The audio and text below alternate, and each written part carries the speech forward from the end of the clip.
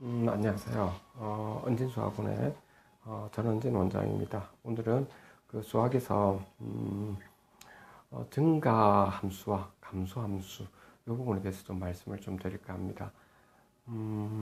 우리가 세상을 살아갈 때도 보면은 항상 이렇게 굴곡이 있죠. 그렇죠. 학생들도 그렇고요. 자기 나름대로 인생을 열심히 이제 노력을 해서 실행해 가면서도 그래서 그 성과는 잘 나올 때도 있고 안 나올 때도 있죠. 자, 그것을 여러분도 함수로도 한번 그려볼 수 있을 겁니다. 시간축에 대한 어떤 성과를. 자, 이 부분은 이제 핵심이 아니기 때문에 이제 본론으로 들어가겠습니다. 우리가 먼저 함수에서 우리가 정의해서 보면 그 증가 상태라는 부분이 있죠. 증가 상태. 그 증가 상태란 지금 무엇인가? 라고 하는 부분을 좀 생각해야 되는데, 증가 상태라는 것은 뭐냐면, 예를 들면은 어떤 그 x가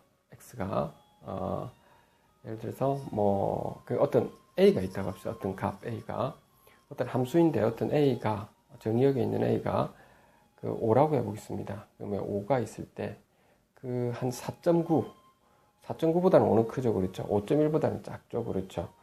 그러면 그 사이에서 지금 그 f4.9를 넣었을 때의 함수값보다 f5 값이 더 크다고 하겠습니다. 그리고 f5보다는 f5.1이 좀 더 크다고 하겠습니다.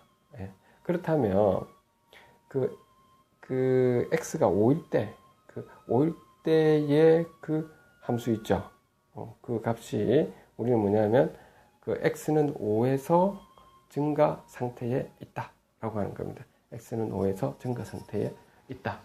알겠죠? 다시 말해서 증가 상태라고 하는 것은 어떤 한 점에서 다시 말해서 한 점에서의 우리는 그 정의를 내리는 겁니다. 그에 반해서 우리는 증가 함수다 또는 감소 함수다라고 할 때는 어떤 구간에서 이야기하는 겁니다. 예를 들어서 그 1에서 폐구간 1에서부터 폐구간 5 사이에서 어떤 임의의 두 점을 지금 잡는다고 합니다. 1에서 5 사이였던 x1 값하고 x2 값이 있다고 합시다. 그때 x1보다도 x2가 더 크다고 한다면, 그러면 fx1보다 fx2가 더 크다라고 한다면, 그렇다면 우리는 그 함수를 f라는 그 함수를 증가 함수라고 하게 됩니다. 다시 이야기하겠습니다. 어떤 예를 들어서 그 x가 1보다 크거나 같고 5보다 작거나 같다고 합시다. 그 안에 속하는 어떤 임의의 두 값을 하나 지정을 합시다. x1하고 x2. 근데 x1보다 x2가 더 크다고 하겠습니다. x1보다 x2가 더 크다 일 때, 그때 우리가 fx1이 fx2보다 작을 때, 즉 fx2가 더 크다는 거죠. 이렇게 될 때 그러한 fx를 우리는 증가 함수라고 하게 됩니다. 그래서 증가 함수라고 하는 것은 어떤 범위를 설정되어 있는 겁니다. 그 범위 내에서 일어나는 거죠. 아까 증가 상태하고도 한 점에서 일어나는 거죠. 한 점에서. 그런데 말해서 증가 함수라는 것은 우리는 어떤 범위에서 들어가는 겁니다. 범위에서. 그리고 범위에서 들어가더라도 증가 함수도 사실은 크게 우리는 두 가지로 나뉘는데요. 하나는 뭐냐면 우리 원서에서는 말이 나오는데 그 모노톤 인크리징 펑션이라고 해서 단조 증가 함수라는 부분이 있습니다. 그 부분은 x1보다 x2가 더 크거나 같다 이때